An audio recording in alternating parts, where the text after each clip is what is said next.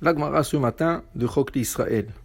La Gemara nous enseigne qu'il faut nourrir un chien, mais on n'a pas le droit de nourrir un porc. Ma'efresh ben zeleze, quelle est la différence entre les deux? Zem mezonotav alecha, veze en mezonotav alecha. Akadosh Baruch Hu nous a donné l'obligation de nourrir le chien, mais nous n'avons aucune obligation de nourrir un porc. Alors, dit Rav Ashi, voilà une autre preuve à cela, le Shabbat. Le Shabbat, on n'a pas le droit de nourrir des abeilles. Qu'est-ce que mangent les abeilles? Alors Rashi explique, les abeilles, elles mangent de la moutarde et de l'eau, elles boivent de l'eau. Et l'ifnei ayunim shebashovach, et on ne donne pas pour le pigeon dans leur nid.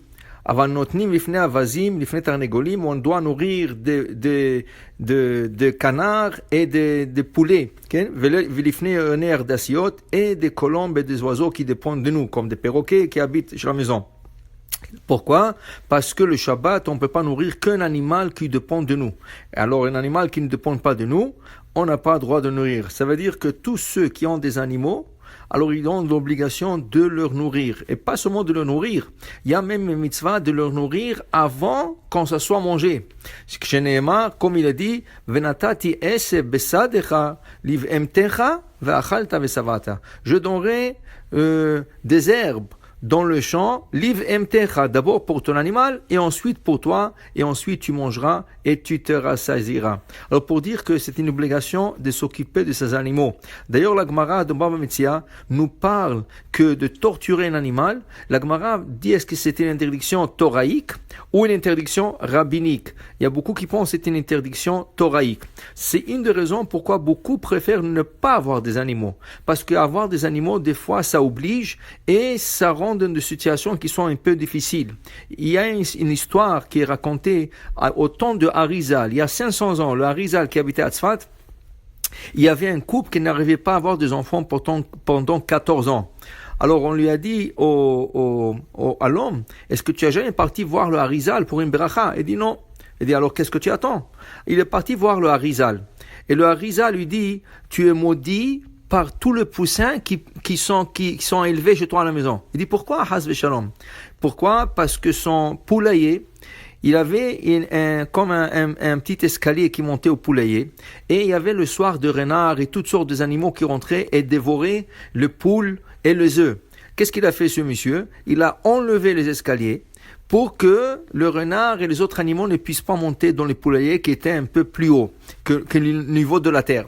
Ce qui est arrivé, le poussin, quand ils ont grandi un peu, pour descendre du poulailler, ils n'avaient pas le droit le choix que de sauter.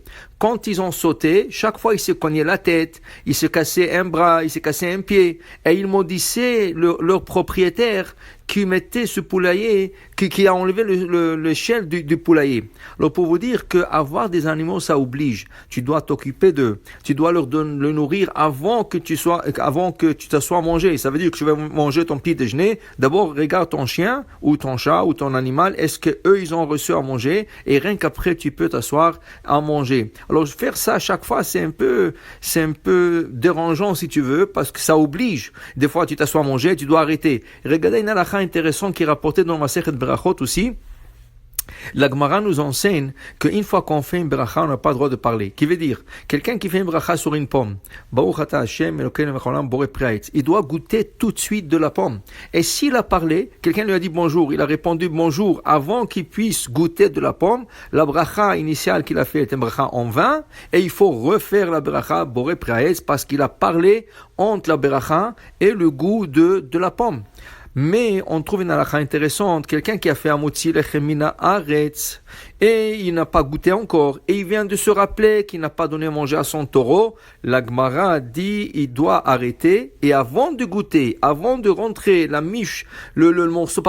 morceau du pain dans sa bouche, il doit dire à quelqu'un va nourrir le taureau. Il n'a pas besoin de dire tout ça, va nourrir le taureau. La Gemara dit il doit abréger le plus possible, il doit dire le taureau, et les gens autour de la table ils doivent comprendre de courir vite à l'étable et donner au taureau à manger. Pour vous dire, ils ont même instauré qu'on doit arrêter après une beracha avant de goûter pour aller nourrir son animal. Alors combien c'est important de s'occuper de son animal, surtout d'un chien.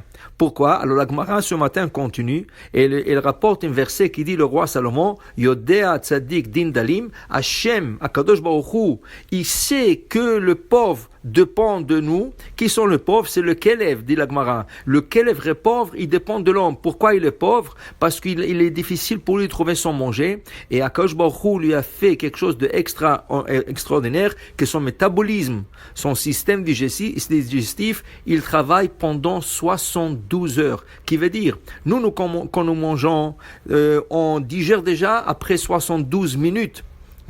Maximum 6 heures, comme on se parle la viande. Mais un chien, quand il mange, ça lui prend 3 jours pour digérer de ce qu'il a mangé. Et pourquoi, dit la Gemara?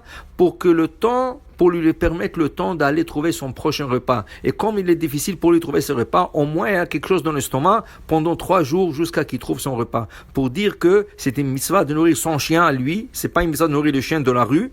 Et quand tu t'occupes de lui, occupe-toi de lui comme il faut pour ne pas faire had v'shalom tsa'ar ba'alei chaim. Je vous souhaite une bonne journée. Kol tuv, Baruch Adonai l'olam, Amen ve'Amen.